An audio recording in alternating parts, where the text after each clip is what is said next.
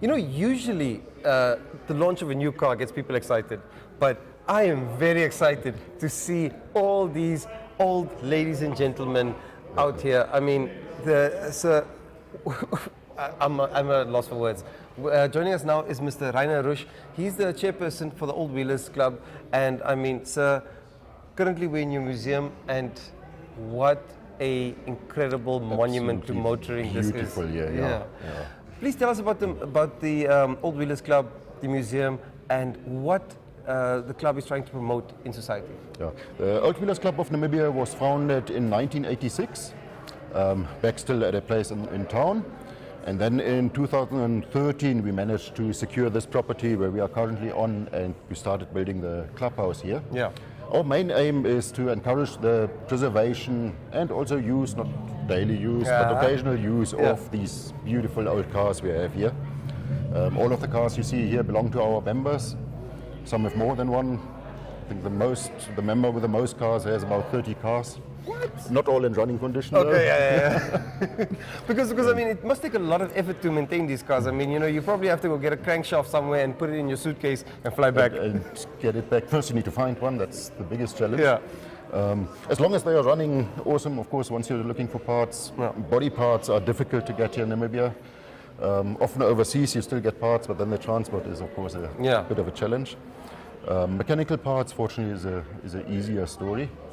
But yeah, with most of the cars you need to import it from overseas. Absolutely. So, sir, you know, what inspired the formation of the Old Wheelers Club? How long has it been in existence? And I mean, just tell us about the community, because I mean, there's so much passion that goes into maintaining these vehicles. Yeah, the club was originally founded by, I think, about 6 founding members. 4 of them are still with us these days. Also still in Namibia. And the main idea came from, a lot of people started playing with cars, building them up, fixing them up, but there was no formal grouping around it, and everybody just went on its own. And that's when some of the founding members came together and said, well, let's start the Old Wheelers Club and let's really formally promote these beauties here. But so what always stood out for me is how this community has, you know, come together and, you know, because I mean, this is a capital intensive exercise, but, you know, there's so much passion to promote motoring throughout history. What does it take to maintain a vehicle that is, you know, I mean, there's some cars here that are over 50 years old. What does it take to maintain these kind of vehicles? The oldest car we had in here, unfortunately, that's left us recently, is a 1928 Ford Model A. Maintaining it on the cost, it really depends. Yeah. Some cars that were expensive already when they were built, of course, are still expensive today. Yeah. So there you talk about a few 100,000. Some special Mercedes go up to above $1 million. Wow. So a nice Gullwing for sale in South Africa recently for 1.1 million. Oh. South African rands. Yeah. Other cars like that blue Opel here at the back, for example, I bought it for 30,000. It cost me so far maybe another 10 grand. Yeah. So it's not necessarily that expensive. So, but sir, where does one find the nice vehicles? Because I mean, you know, a lot of people go barnstorming, you know, and I think in the hidden parts of the country, you'll really find some interesting vehicles. Where do you find?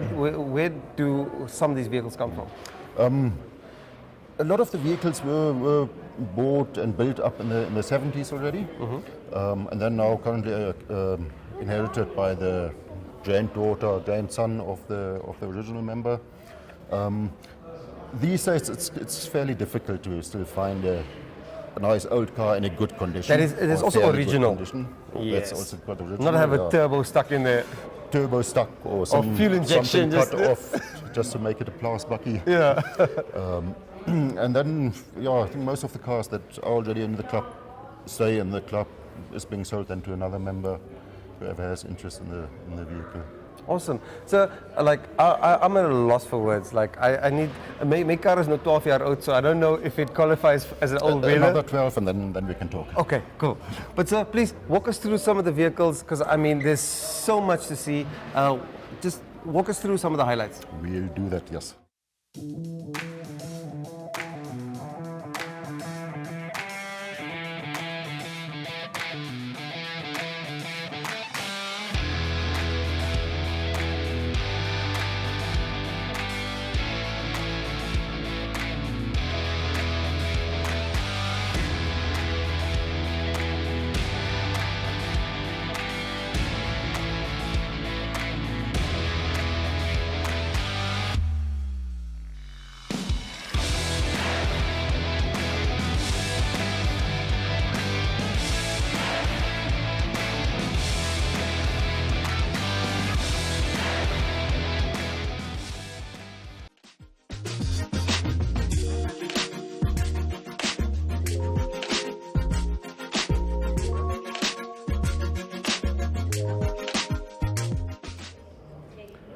All right, so what are we looking at over here? Here we have our smaller range of cars. Yeah. A nice little Fiat, made in Italy from 1970. La Dolce Vita. Absolutely, yes. Yeah. Beautifully Stunning vehicle. restored, fully running condition. Then we have a British vehicle here, a Morris panel van. Wow. Mostly used by your building contractors. You see it's a two-seater with a big load bin at the back. Of course made for the British wet weather, so it's closed off, not a bucky like we know here. Then again a British MG. And then we're going over to the bigger Americans here. Ooh, they know how to do it big. 1947 Chevrolet, 6-cylinder engine. Love the bench seat. Beautiful, Yeah. bench seats and also the roundings here of the cars are just something amazing. And it, proper steel. I would knock it, but it's a museum, so we don't touch. So we don't just touch enjoy it, here. Over here we have a 1947 Buick. They really don't make the emblems like they used to be. like Let me they just used also to. have a look at the grill here. Wow. That is something you don't see these days anymore. Sure, the workman, the craftsmanship is just crazy. Craftsmanship is amazing. Yeah. This car has a straight 8-cylinder engine, drives like a dream and also moves quite a bit. Yeah. Of course, with the current fuel prices, Hij gaat een beetje knel. yeah.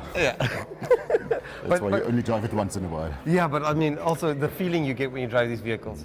Overall, if you drive that old vehicle and people wave at you and smile, it's just something else.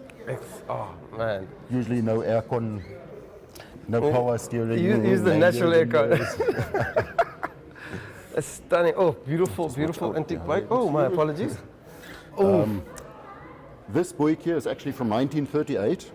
It originally came from Zimbabwe and it was used as a government vehicle with the government there. wow.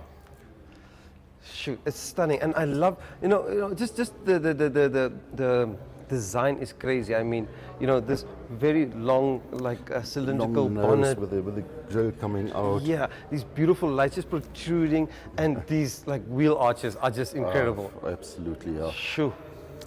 And I mean, it's a very handy place to keep your spares on the sides.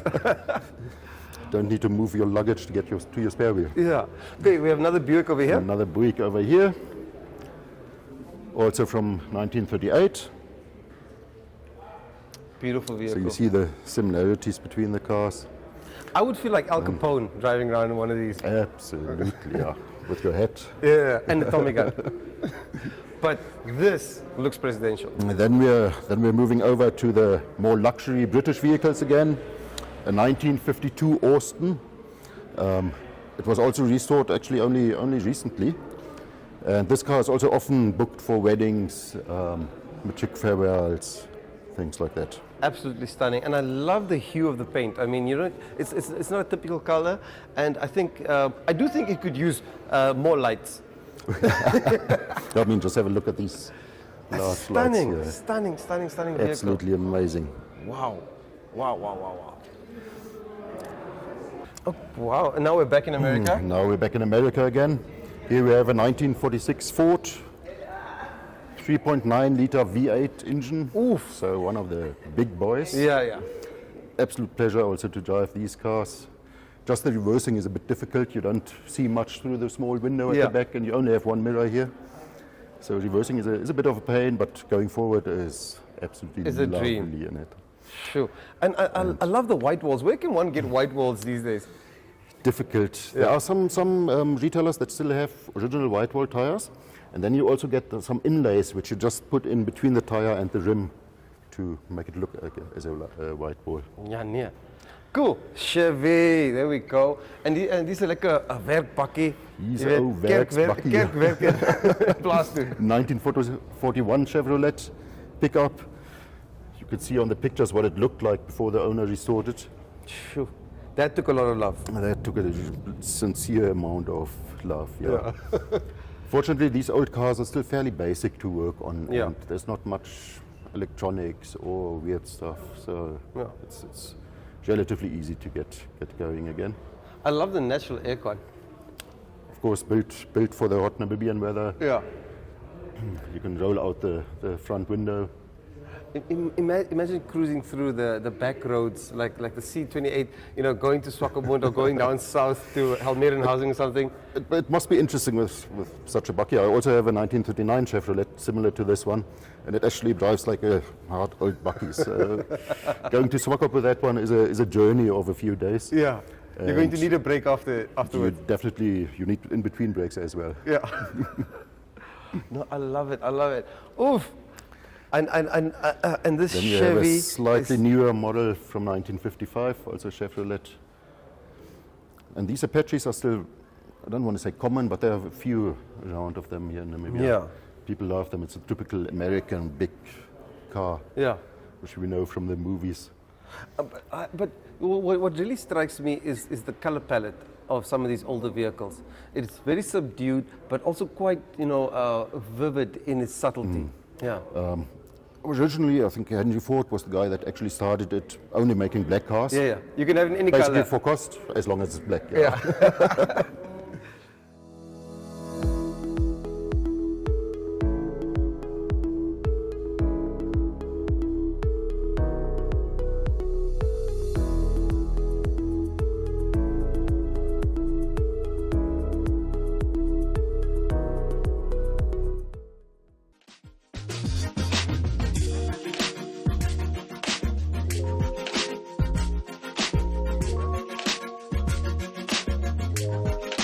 And then, of course, we have the VW. The Volkswagen Beetle, yeah. Yes.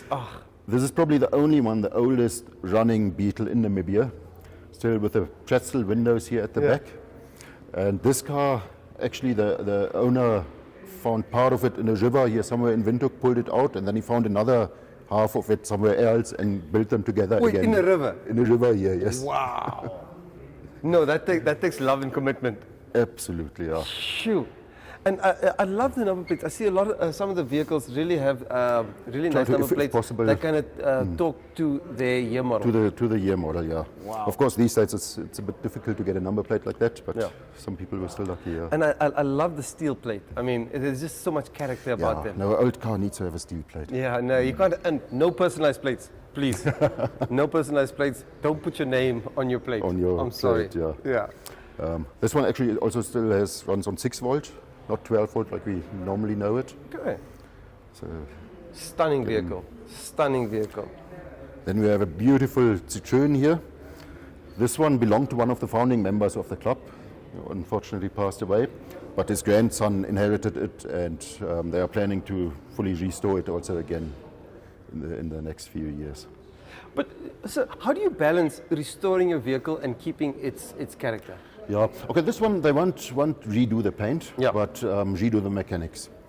It needs to be in a good driving condition again. I mean, the paint is still really good here. Yeah. So if it's all rusted up, then of course you need to, Yes, to look yes. at restoring. But if it's not really needed, then you can just keep it. Wow, but I love it, and I mean, I can just imagine the feeling you get when you're driving this vehicle. You know, you really feel like you're transported into a new era. In a different old area. era, yeah. So And actually, Citroen is also one of the more luxury cars, very well technically thought through and designed. There's an advert from a later model car where they actually only drove it on 3 wheels on a racetrack. Wow. And the car didn't tip over. really, But such well was it balanced. that's stunning. Yeah. Boom, and then now of we course come to the. Okay, I'm sorry what I said about the personalized plates. This one works though. This plate actually resembles the farm where the car was found on. Okay. So in that case, of course, it makes sense. Yeah. Again, the car it used to belong to a German guy that had a farm here back in the day, and then was left to basically rot on the farm. The current owner found it there in a very desolate, bad condition, Yeah. and spent a lot of money to fix it up properly again. I love it. I love it. And I mean, this is a proper machine. This one Land won't Rover let is you of down. course very well known here. Yeah, Shoo. Oh man. as you can see, also the inside was beautifully restored. And absolutely, kept authentic. Yeah, I love it. I love it. I love it. and then of course with the wooden trolleys. Yeah. Just for control. Awesome, ladies and gentlemen. So we'll be back after the break, and then we'll continue our tour of the Old Wheelers Museum. But it is an absolute experience. Please make sure you come through and check it out for yourself. But we'll see you after the break.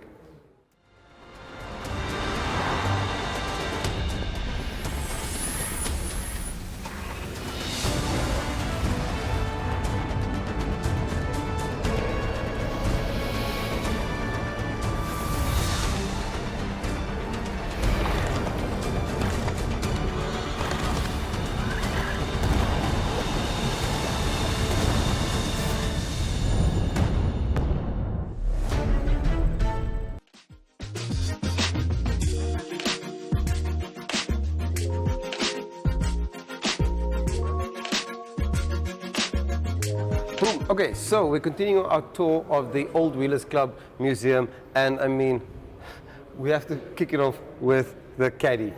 So tell us about this vehicle. American steel. This is a 1954 Cadillac. It was imported from the US about 2 years ago by one of our members. You can see it's still left-hand drive and also running on 6 volt. You can't imagine a big car like this running on a 6 volt battery. Just comparing the size to the Combi here, you think a Combi is a big car. The Cadillac is almost. Yeah, because they can carry a soccer team. This can carry a family. Yep. Yeah. Maar genoeg bagasie. That in luxury, yes. Yeah. Shoot. I mean, this is presidential. I can imagine, JFK or, These guys. I mean, it is an upper class, more luxury vehicle here.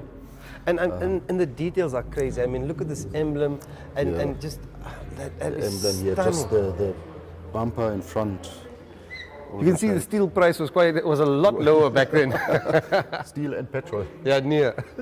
Okay, and then of course our good friend is, he's also a member of the Old Wheelers Club. He's also a member with us, and he has quite a few combis, as you know. Yeah. This is one of his really oldest, nicest ones, also standing in the museum. And I love that it was restored authentically. No LED lights and no funny changes, tricks. As it came, maybe even better than it came from the factory. But this is stunning. This is stunning. Okay, so this is also quite nice, and I love that. I love these wheels. This is just crazy. Yeah. Then we're going over to the German cars again. A 1936 DKW. So this was the precursor to Audi. That is actually the precursor to Audi, yeah. Yeah. Audi was formed of 4 different companies, where Auto Union was one. You already see the Audi rings here. Yeah. Interesting about this car also, this is still metal. The rest of the car is all wooden based. Wow. And just covered with a leather. And is that the handbrake? That's actually the gears. That's actually the gears? Change your gears, yes. Wow. Similar to Trabant and also some of the Citroens. Yeah. And can you tell us a bit about, because I see a lot of the cars have plaques on kind of talking about, their history, their authentication, and some of the shows they've been. Let's maybe start here at the left. This is our normal Old Wheelers Club of Namibia badge, which we also still sell today. Then a lot of the older folks still remember this one, the AA. If you were stranded with your car next to the road somewhere and you were a member of them, then they would help you to get your car going again. Yeah. And then this is from the German, or actually the Netherlandish Auto Union Club, the emblem and logo. But I love it. And the thing is, you can see the workmanship in every little detail. Most of these parts were still built manually, not big machines that automated everything. Sure. And this radiator is also not not the smallest on the market. Nope. Yeah. Stunning. You can also see it. Originally, it didn't have any indicators, so these indicators were fitted later only. Okay, just to make it street legal. Just to make it a bit more street legal, yeah. Excellent. Wow. Oh, and the Borgward? And then we are going over to Borgward, also a German vehicle. Unfortunately, the company doesn't exist anymore. The Chinese tried to revamp it a few years ago, but I also understand that didn't work out. One of the iconic northern Germany vehicles we have here. This one originally came from the coast and was now bought by one of our members here in Windhoek. And of course, also standing in the museum. I can imagine road trips across the country in this vehicle. I mean, it's just summer days. Out of the ordinary. Yeah. Yes. Wow.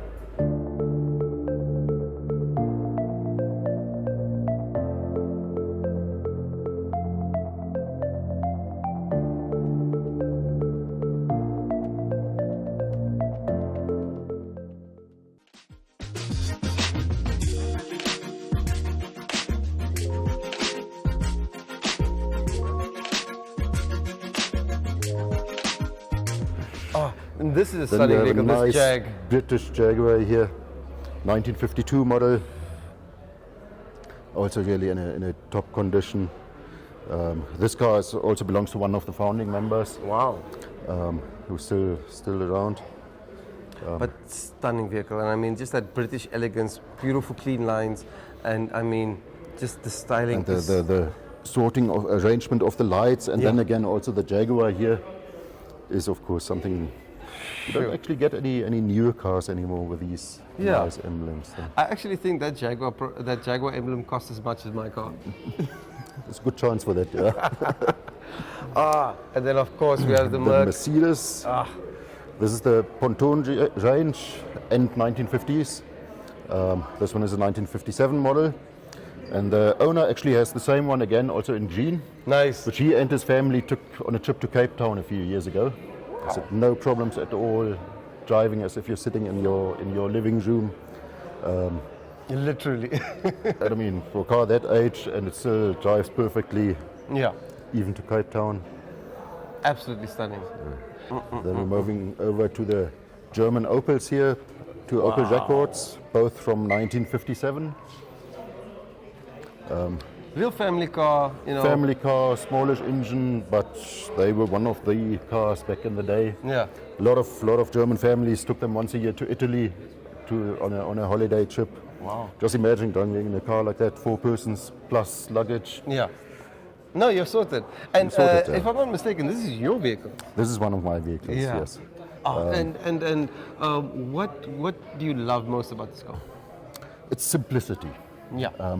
This car actually came from Gubabis, a guy there had it, and in 2005 it was our raffle car here at the Day of the Old Wheeler.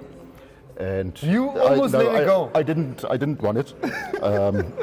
Actually, a young man won it, didn't want to have it, gave it to his dad. Yeah. And the dad retired a few years later, and then I was fortunate enough to be able to buy it from him. Yeah, he was like, Rainer, I know you love this vehicle. And I mean, just also again having a look at these rounding shapes here, the nice chrome work, and then the simplicity of the car. Absolutely. Working it. I'm not a mechanic myself, but I'm able to work these kind of cars, Wow. and that's the big beauty of them. Awesome. So, Mr. Nicholas, you have now brought your beautiful vehicle from the 1930s to the museum. Why have you chosen to exhibit it here? Because I'm proud of my old lady. That's all. It's a Chevrolet 1934.